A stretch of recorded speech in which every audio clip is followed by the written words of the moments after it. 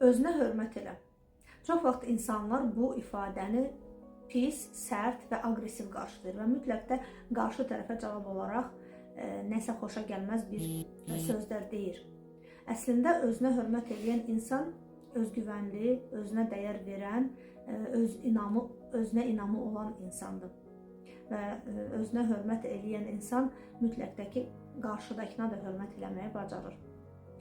Və özünə hörmət əslində nələrdən ibarətdir? Özünə hörmət edən insan necə olur?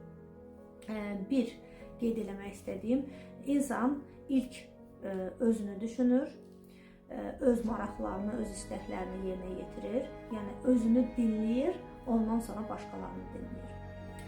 İkinci qeyd eləmək istədiyim, insan öz şəxsi sərhədlərini bilir, düzgün qaydada o şəxsi sərhədləri qurur və qoruyub saxlamağı bacarır.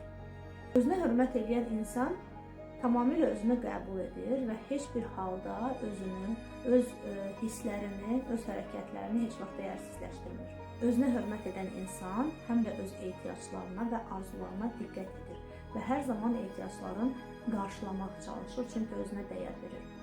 Özünə hörmət edən insan daimi yalnız özünə güvənir və hər bir halda güvənir. Və son olaraq onu qeyd edeyim ki, özünə hörmət edən insan öz maraqlarını hər zaman qoruyub saxlayır.